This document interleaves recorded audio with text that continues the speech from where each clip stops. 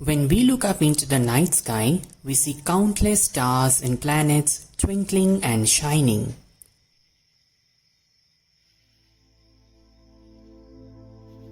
They are far away from us. Some are even so far that their light takes millions of years to reach us. Many of these stars have died by now, but we can still see their last rays of light. In a way, we look back in time in the night sky.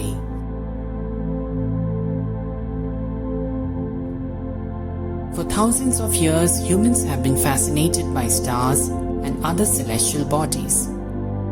They have been keenly watching them and their changing positions throughout the years. We can observe such evidences in several cave arts from the ancient times. They not only have used the stars to determine the directions while sailing through seas, but also calculated the days or months in the calendars by observing the positions of certain stars in the sky. Our ancestors also observed the different patterns formed by the relative positions of the stars and imagined them with the shapes of earthly creatures and even gods. They also associated various legends and even their fates with these patterns for generations. We now know them as constellations. For example, a very common constellation we see is the Ursa Major or the Great Bear. As per the Greek mythology, it is associated with the story of Callisto, who was transformed into the bear by the jealous wife of the Greek god Zeus, Hera. The 7 bright stars of Ursa Major form the asterism Big Dipper. It resembles the shape of a dipper or a ladle. As per Hindu mythology, the 7 stars of this constellation represent the 7 sages, and hence it is also called the Saptarishi Mandal in India.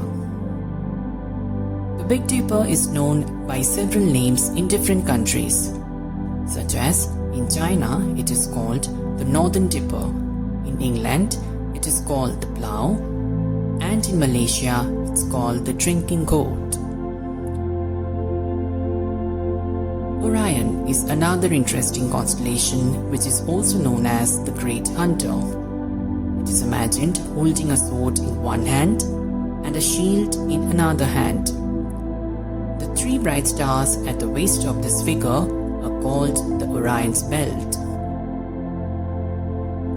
As per the Greek mythology, Orion was a good hunter and he set out to kill all the wild animals on earth, but later he was killed by a scorpion sent by the furious Mother Earth, Gaia.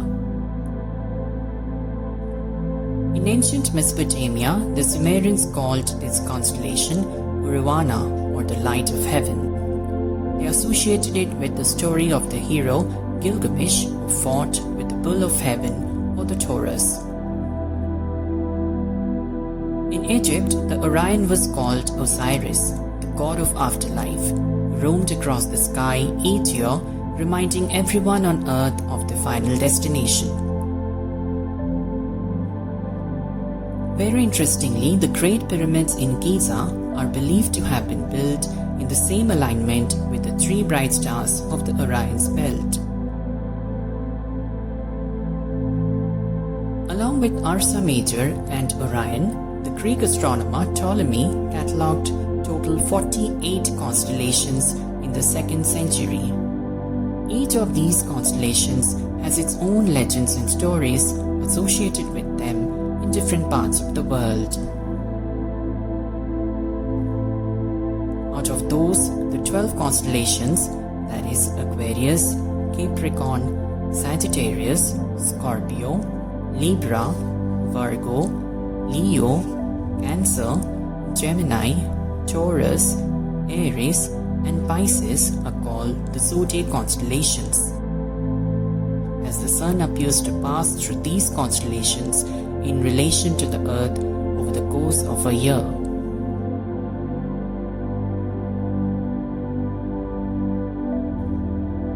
For ages, the 12 zodiac signs corresponding to the 12 constellations have been thought to have shaped and affected the life of humans as well as the events on Earth. And this is why, along with the sun, moon and the planets, they have taken a pivotal role in the calculations of astrology. The importance of constellations can be traced back to the ancient Hindu texts of Ramayana and Mahabharata.